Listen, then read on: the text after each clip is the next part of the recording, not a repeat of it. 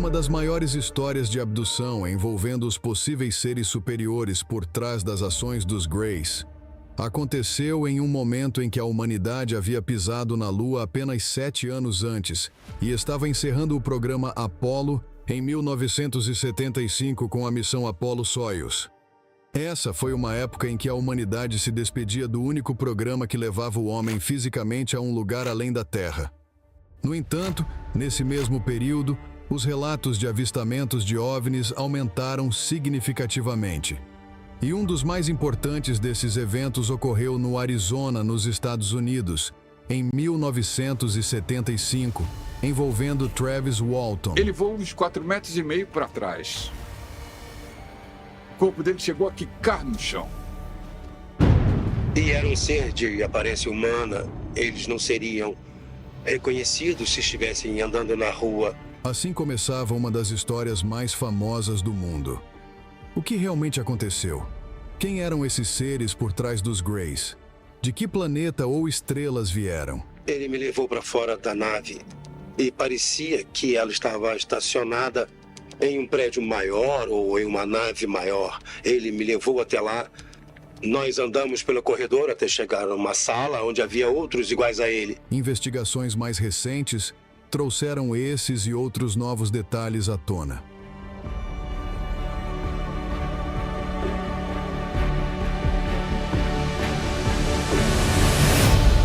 A produção deste especial só foi possível graças aos nossos membros. Muito obrigada!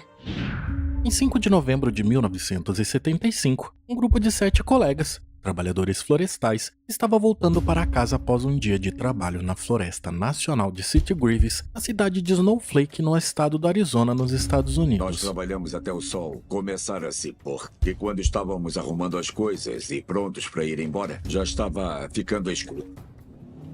Durante o trajeto, enquanto anoitecia, eles avistaram um estranho objeto luminoso no céu. Ele era grande, brilhante e pairava sobre as árvores.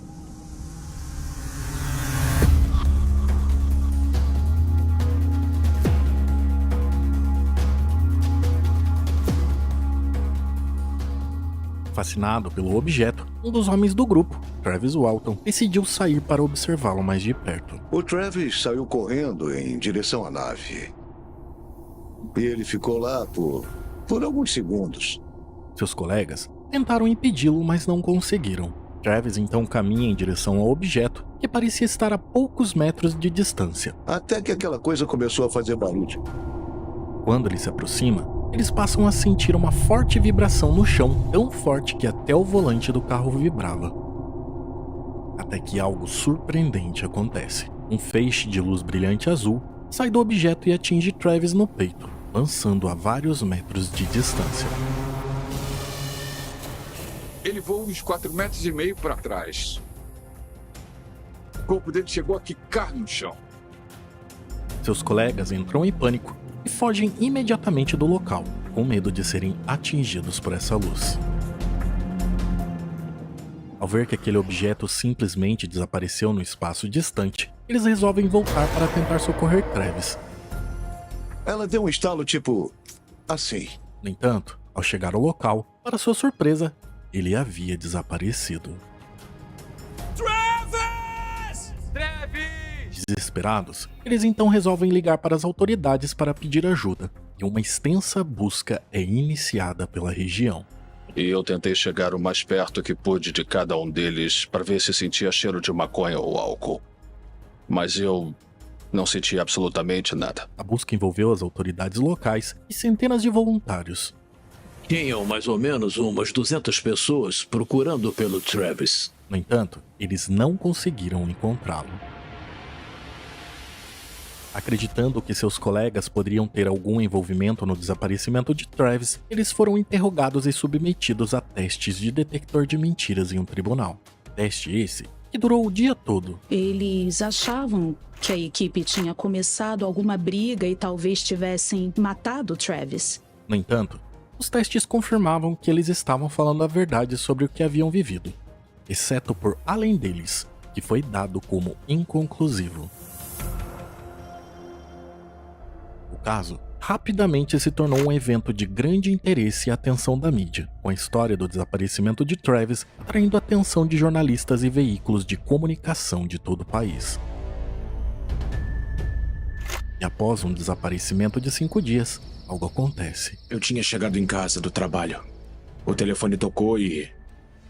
tinha uma voz do outro lado dizendo: "Oi, aqui é o Travis. Venha me buscar." Nós entramos na caminhonete e fomos até Heber, onde ele disse que estava. Quando foi encontrado, Travis estava em um grande estado de confusão e desorientação. E quando questionado o que havia acontecido com ele, ele parecia relutante em dizer: Eu devo ter desmaiado porque parecia que eles tinham chegado lá instantaneamente e o farol da caminhonete estava refletindo na cabine telefônica. E o meu irmão foi até lá me buscar e eu estava surtando. Entretanto, com o passar do tempo, ele começou a contar uma história impressionante, alegando que havia sido raptado por seres extraterrestres durante aquele tempo. Eu estava deitado na estrada, então eu vi uma nave pairando em cima de mim e ela ficou lá por um segundo.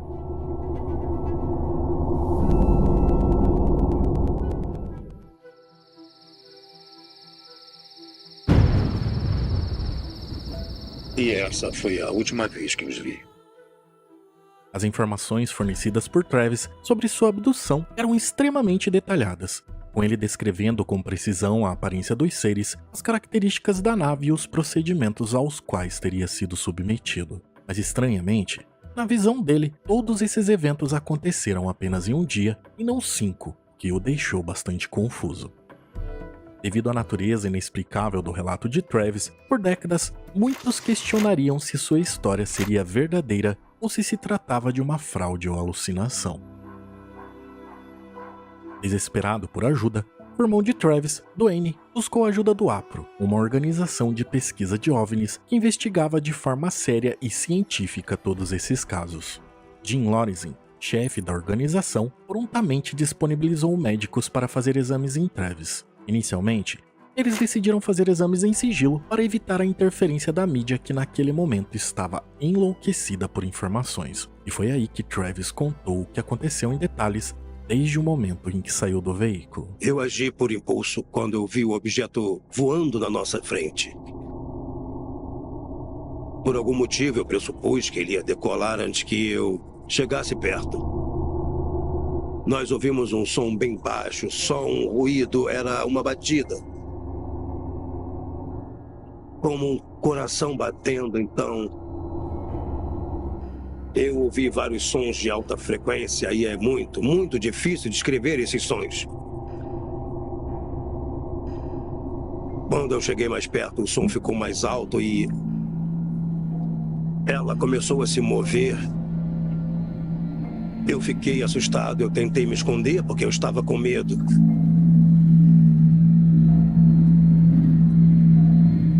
Eu fiquei pensando, cara, realmente eu estou em uma situação muito, muito difícil. Eu levantei para tentar correr de volta para a caminhonete. Assim que eu levantei, eu senti essa força muito forte.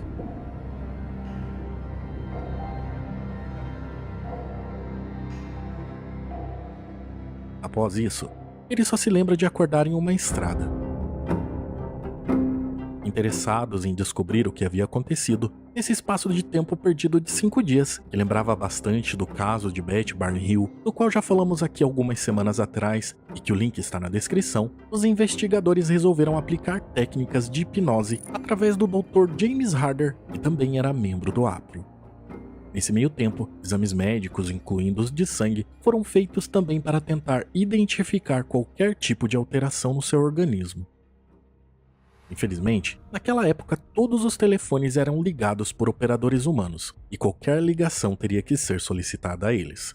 E por esse motivo, um desses operadores vazou uma dessas ligações para o xerife local, pois eles não haviam avisado a polícia ainda sobre o retorno de Travis. E por causa disso, ele foi facilmente identificado, porque seu nome naquele momento era o assunto mais comentado pela imprensa. Logo, todos os noticiários começaram a ser inundados sobre o caso, na tentativa de saber o que havia acontecido com ele. Mesmo assim, Por recomendação, Travis ficou afastado da mídia protegido pelos membros do APRO em um hotel, passando por exames médicos e hipnoses, trazendo à tona o que realmente havia acontecido. Visualize apenas o que está à sua frente. Me diga o que os seus olhos estão vendo.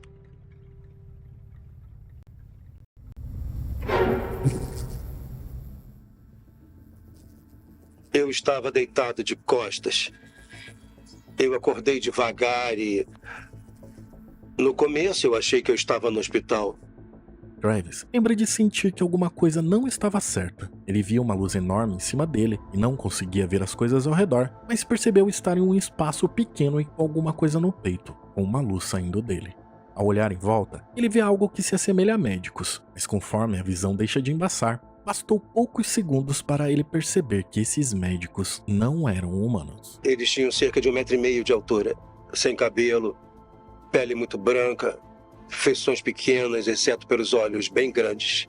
Com aparência estranha e expressões vazias, surpreendentemente, os seres lembravam os Greys, o mesmo tipo de seres que haviam abduzido Beth Barney Hill. Com altura média entre 1 e 1,5 metros, cabeça grande, olhos grandes e escuros, nariz e bocas pequenas, lábios finos, esses seres aparentavam ser frágeis. Eu senti dor e uma sensação de sufocamento, mas eles não expressavam nenhuma emoção no rosto. Era ameaçador. E aí eu pulei de cima da mesa. Quando eu fiz isso, o aparelho caiu.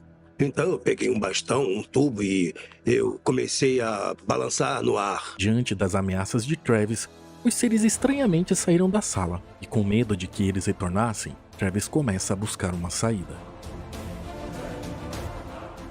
Segundo ele, a nave era toda iluminada de uma forma muito linda e elaborada para ser criada por humanos, mas ele percebe que aquele local tinha um ar bastante rarefeito para humanos.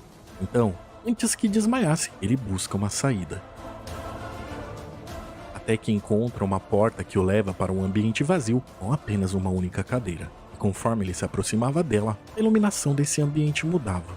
Ele percebe que ao chegar perto da cadeira, havia uma projeção sobre ela de pontos de luz que aparentavam ser estrelas. E junto a esses pontos, haviam traços como trajetórias conectando umas às outras, que lembravam trajetórias. No braço da cadeira, havia telas que aparentavam ter controles por toque, mas sem sucesso, ele não conseguiu acionar nada. Até que ao olhar para trás, percebe algo ou alguém que estranhamente lembravam humanos. Tinha um ser na minha frente que parecia humano. Eu imediatamente pressupus que era a Força Aérea, a NASA ou alguma coisa do tipo que estava lá para me ajudar e me salvar daquelas criaturas. E era um ser de aparência humana. Eles não seriam reconhecidos se estivessem andando na rua. Ele era maior do que eu, mais alto e mais musculoso. Era um indivíduo muito grande. Eu tentei falar com o cara, mas ele não me respondeu. Quando eu comecei a gritar, eu fiquei perguntando para ele o que são essas coisas, onde eu estou. Me tire daqui, esse tipo de coisa, sabe? Não parecia que ele entendia nada que eu falava. O ser então o segurou e o levou para um corredor mal iluminado, até uma porta que se abriu automaticamente na presença deles. Levado para uma câmara de ar, ele percebeu que o ambiente lá era mais frio, mais fácil de respirar e mais iluminado. E logo depois veio a surpresa. Ele me levou para fora da nave e parecia que ela estava estacionada em um prédio maior ou em uma nave maior. Ele me levou até lá.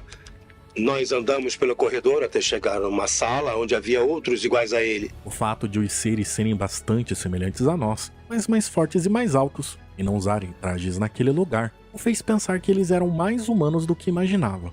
Afinal, ele havia sofrido com ar rarefeito poucos momentos antes em outro ambiente, e aquele ser que o socorreu estava com trajes espaciais. E agora, assim como ele, os outros seres presentes não estavam usando, o que mais tarde levou pesquisadores da área a cogitar que eles eram de uma raça chamada de nórdicos, e que esses seres estariam por trás dos Greys que basicamente receberiam ordens deles. Os nórdicos seria uma suposta raça de extraterrestres que teria origem nas Pleiades, um aglomerado estelar na constelação de Touro, a uma distância de 440 anos-luz do Sol, com muitos relatos afirmando que eles vêm de planetas orbitando estrelas desse aglomerado. Outras fontes apontam que eles vieram de uma região mais próxima, exatamente de um planeta ao redor de Aldebaran, a estrela mais brilhante na constelação de Touro, que está a uma distância de 65 anos-luz de nós. Sendo 44 vezes maior, essa estrela é classificada como uma gigante vermelha e está em uma fase à frente do que um dia o Sol se tornará, com sua luminosidade variando com o tempo. Essa estrela está entrando no estágio final do seu ciclo de vida, tendo esgotado todo o combustível de hidrogênio em seu núcleo.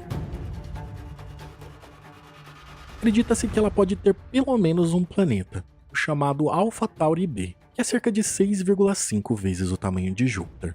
Descoberto em 1993 e confirmado em 2015, sua existência foi novamente questionada em um artigo publicado em 2019, onde os cientistas sugeriam que deveria haver 2 ou nenhum exoplaneta ao redor de Aldebaran. Mas se existir, é um lugar improvável para o tipo de vida que conhecemos, pois sua temperatura superficial deve ser extremamente quente. E de bônus, esse planeta recebe uma radiação significativamente maior de Aldebaran, colocando qualquer tipo de vida em maus bocados. Nessa fase da estrela, ela cresceu tão absurdamente que deve ter engolido muitos de seus planetas em seu sistema. O homem, em algum momento, terá a oportunidade de passar sobre ela. Isso porque a sonda Pioneer 10, lançada em 1972, está a caminho dessa estrela. Embora não se comunique mais com a Terra, essa sonda chegará a Aldebaran em cerca de 2 milhões de anos. Na época do lançamento, por sugestão de Carl Sagan, as Pioneers 10 e a sua gêmea Pioneer 11 carregaram consigo placas de alumínio anodizado em ouro com figuras humanas e símbolos para transmitir informações sobre as origens da espaçonave para possíveis descobridores extraterrestres. Então a pergunta que fica é se estaríamos enviando algo nosso para o local de origem desses nórdicos.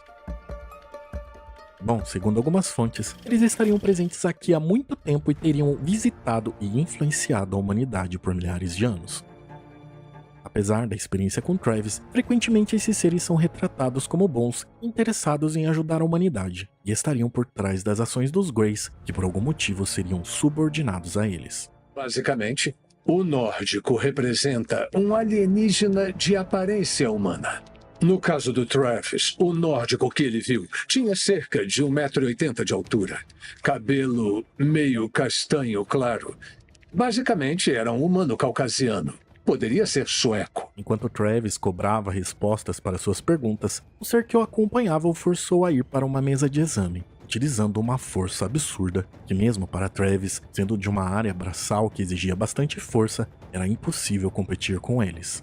Foi muito assustador. Eu estava tentando me soltar, não estava mais cooperando. Naquela época eu achava que eu era muito forte, mas eles não tiveram dificuldade de me colocar na mesa. Depois disso, Travis só se lembra de acordar na estrada à noite, sentindo bastante frio e traumatizado ao ponto de sua vida jamais ser a mesma. Chocando o mundo inteiro, a ampla atenção da mídia contribuiu para que o caso se tornasse um dos mais famosos e controversos incidentes relacionados a avistamento de OVNIs e alegadas experiências de abdução por extraterrestres. A pressão por Travis se tornou tão grande que ele finalmente resolve dar entrevista sobre o caso. Sr. Walton, tudo bem? Eu estou me sentindo muito melhor. Onde você estava? Eu não sei. Tentou se comunicar com eles? Bom, eu tentei me comunicar, mas eles não responderam, nunca falaram comigo. O impacto da abdução de Travis, sendo bastante parecido com o que Barney e Betty Hill passaram, começou a fazer as pessoas em diversas cidades terem medo de se expor à noite. E muitos deles achavam que ele era louco. Eu sou meio cético, sabe? Eu tenho que ver pra crer, e eu não vi nada. Quando eu ia pra um bar, eu não sabia se alguém ia me pagar uma cerveja ou dar um soco na minha cara. Rumores começaram a surgir de que tudo era uma farsa, e após um tempo, ganhou uma proporção tão grande que alguns dos colegas de Travis resolveram deixar a cidade para viver em locais onde ninguém os conhecia. No entanto, exames liberados pelo APRO e o surgimento de Philip Kreis e Ryan Gordon traria à tona novos e pesados fatos sobre essa história.